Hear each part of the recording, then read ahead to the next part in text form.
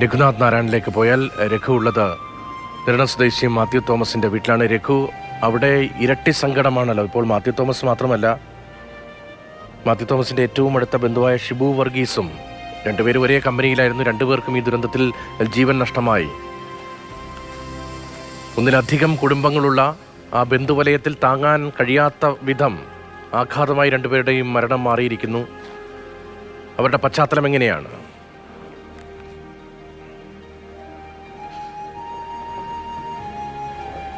മാത്യുവിൻ്റെ സഹോദരിയുടെ മകനാണ് ഷിബു. ഷിബുവിനെ അവിടെ ജോലിക്ക് കൊണ്ടുപോയത് മാത്യു ആണ്. മാത്യുവിൻ്റെ വീട് നിരണത്താണെങ്കിലും വർഷങ്ങളായി പാണ്ടനാട്ടുള്ള ഭാര്യയുടെ വീട്ടിലാണ് താമസിച്ചുകൊണ്ടിരിക്കുന്നത്. കഴിഞ്ഞ ഫെബ്രുവരിയിലാണ് അദ്ദേഹം അവസാനമായി എത്തിയത്.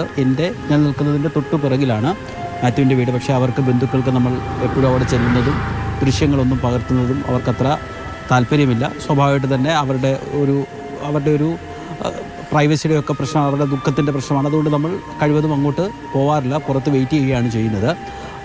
മൃതദേഹം അല്പസമയത്തിനകം അവിടെ എത്തിക്കും. ഇതിനുശേഷം തിരുവല്ലയിലെ സ്വകാര്യ ആശുപത്രി മോർച്ചറിയിലേക്ക് മാറ്റാൻ വേണ്ടിയാണ് നിലവിൽ തീരുമാനിച്ചിട്ടുള്ളത്. ചൊവ്വാഴ്ചയായിരിക്കും സംസ്കാര ചടങ്ങുകൾ നടക്കുക. കാരണം ധാരാളം ബന്ധുക്കൾ, മാത്യുവിൻ്റെ സഹോദരനും സഹോദരിയും അടക്കമുള്ള ധാരാളം ആളുകൾ അവിടെ കുവൈറ്റിലാണ് ജോലി ചെയ്യുന്നത്. സഹോദരിയുടെ മറ്റൊരു മകനാണ് മാത്യുവിൻ്റെയും ഷിബുവിൻ്റെയും ഒക്കെ മൃതദേഹം തിരിച്ചറിഞ്ഞത്. അവർ മൃതദേഹവുമായി നാട്ടിലേക്ക് വരും എന്നുള്ളതായിരുന്നു ബന്ധുക്കൾ പ്രതീക്ഷിച്ചിരുന്നത്. അപ്പോഴാണ് സർക്കാർ ഇടപെടുകയും വായുസേനയുടെ വിമാനത്തിൽ മൃതദേഹം നാട്ടിലേക്ക് എത്തിക്കുകയും ചെയ്തു. പക്ഷേ ബന്ധുക്കൾക്കൊന്നും ആ വിമാനത്തിൽ മൃതദേഹത്തെ അനുഗമിക്കാൻ വേണ്ടി സാധിച്ചിട്ടില്ല. അതുകൊണ്ട് മറ്റു വിമാനത്തിൽ മറ്റും അവർ നാട്ടിലേക്ക് വരേണ്ടതുണ്ട്. അതുകൊണ്ടാണ് സംസ്കാരം ചൊവ്വാഴ്ചത്തേക്ക് മാറ്റാൻ വേണ്ടി തീരുമാനിച്ചിട്ടുള്ളത്. നമ്മൾ മനസ്സിലാക്കുന്നിടത്തോളം ആലപ്പുഴ സ്വദേശി, നിലവിൽ അദ്ദേഹം ആലപ്പുഴയിലാണ് താമസിക്കുന്നതുകൊണ്ട് ഈ അപകടത്തിൽ മരിച്ച ആലപ്പുഴ ജില്ലയിൽ നിന്നുള്ള ഒരേ ഒരാളാണ് മാത്യു. അതുകൊണ്ട് ഒരു പക്ഷേ കളക്ടറായിരിക്കും മൃതദേഹം ഏറ്റുവാങ്ങുകയും അത് മോർച്ചറിയിലേക്ക്, കളക്ടർ സാന്നിധ്യത്തിൽ തന്നെയായിരിക്കും മോർച്ചറിയിലേക്ക് മാറ്റുകയും ചെയ്യുക. മോർച്ചറിയിലേക്ക് അല്പസമയം മുമ്പ് ബന്ധുക്കൾ ഇവിടെ നിന്ന് പോയിട്ടുണ്ട്. മാത്യുവിൻ്റെ 2 പെൺമക്കളാണ്. ഒരാൾ നേഴ്സിംഗ് പഠനം പൂർത്തിയാക്കി, മറ്റൊരാൾ ഡിഗ്രി കഴിഞ്ഞിട്ട് MBAക്ക് വേണ്ടി ചേരാനുള്ള തയ്യാറെടുപ്പിലാണ്. മകളുടെ കഴിഞ്ഞ ഫെബ്രുവരിയിലാണ് മാത്യു അവസാനമായി നാട്ടിലെത്തുന്നത്. മകളുടെ ഈ പ്രവേശനമൊക്കെയായി ബന്ധപ്പെട്ട് വേണമെങ്കിൽ ഒന്ന് വന്നിട്ട് പോകാം എന്നുള്ളൊരു ചിന്ത നടക്കുന്നതിനിടെയാണ് മാത്യുവിൻ്റെ മരണം വിവരം അറിയുന്നത്.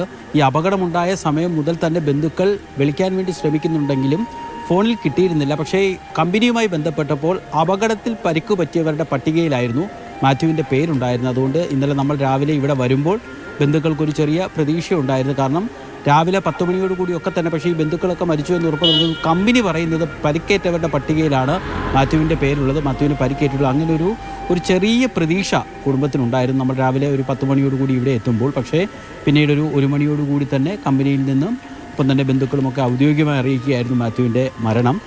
മൃതദേഹം അല്പസമയത്തിനകം നെടുമ്പാശ്ശേരിയിൽ എത്തിയാൽ ഞാൻ ആദ്യം പറഞ്ഞതുപോലെ തന്നെ തിരുവല്ല സ്വകാര്യ ആശുപത്രിയിലെ മോർച്ചറിയിലേക്കായിരിക്കും മാറ്റുക. ചൊവ്വാഴ്ചയായിരിക്കും അടക്കം.